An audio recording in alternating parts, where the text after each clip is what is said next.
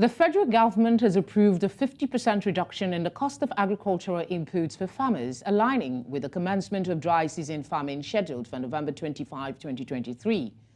The federal government disclosed this in a statement released by the Federal Ministry of Agriculture and Food Security on Friday.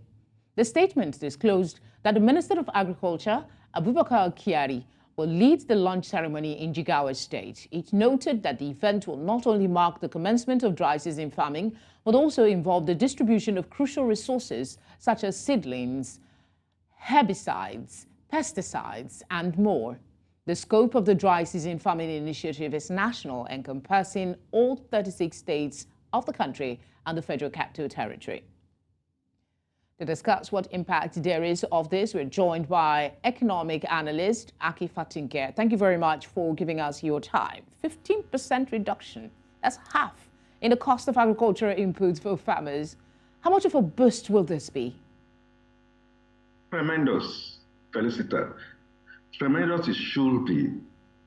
However, one must also recognize the fact that implementation is key. And don't forget, we have been on this trajectory once. I want to congratulate the present administration and the Minister for Agric for deeming it fit to now decide that they are going to launch this in Hadiza, in Jigawa. Good. Will it now meet and be fit for purpose? I am saying this on the background of 2012, I think it was 2012. You Nigerians will remember Dr. Akin, the present samurai in AFDB. He then, as Minister of Agriculture and Rural Development, he commenced the growth enhancement support, known as GES, something similar to what Abubakar Kyari is trying to do right now. And then you can imagine the area was that within 90 days, please let me delineate that. Within 90 days of his appointment, he turned Agric into business, ending a total of 40 years of decadence of supply, distribution of the pesticides that we are now going to be looking at. And at that time, they had ramped up to about 2,500 farmers. Now we are talking about 25,000, which is a boost. And Kyari is also saying that we are going to leverage on technology. If you remember, I am happy on one thing, that continuity is now being brought back.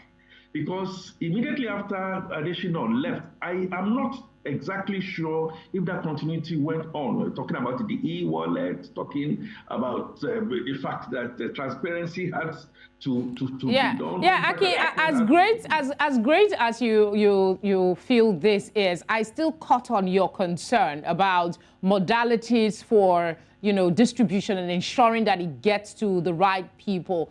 What are you thinking here? We know that the Minister of Agriculture will be leading the launch ceremony in Jigawa State. Are you aware of any modalities to ensure that this is done properly this time, like the instances you've given?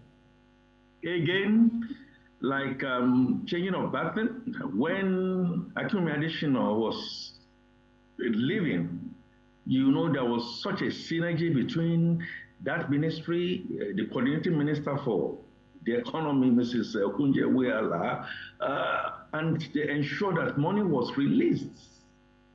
I am not too sure, but my expectation in the Hope agenda is that we are no more working in silos. So part of the thing that I expect to see is, where is this fund coming from? Yes, I expect that maybe it's going to be part of the borrowed funds, maybe part of the funds that have been stolen have been returned. I want to see a situation where we have it in writing.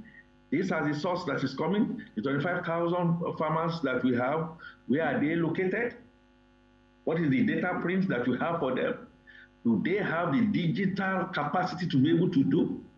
And finally, the impact assessment should be such that I expect to now then see the yield per hectare to have moved from 20% to 50% of what happens in other areas to now then come here. I want to see, okay, and I expect to see, it's still opaque.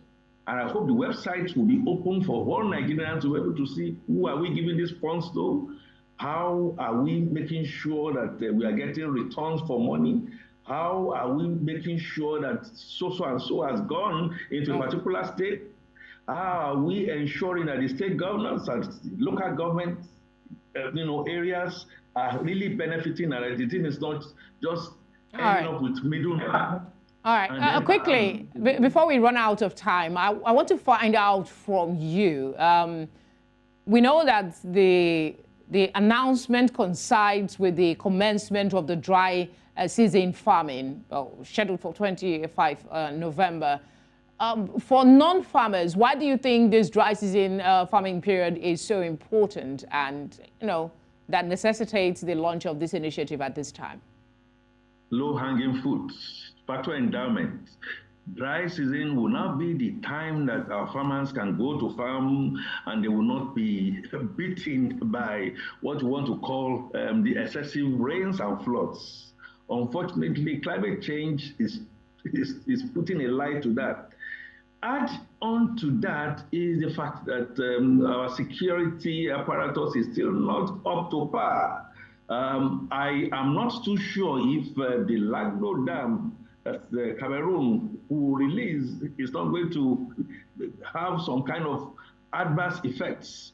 But all put together, without necessarily sounding negative, I think it is the time, the dry season, traditionally is the time that our farmers should be able to go to farm under safety, under good security, under the fact that they know that these funds is not going to be given to you because you need to go and marry wives and marry husbands and what have you, but to make sure that you are seen as somebody who is returning something back.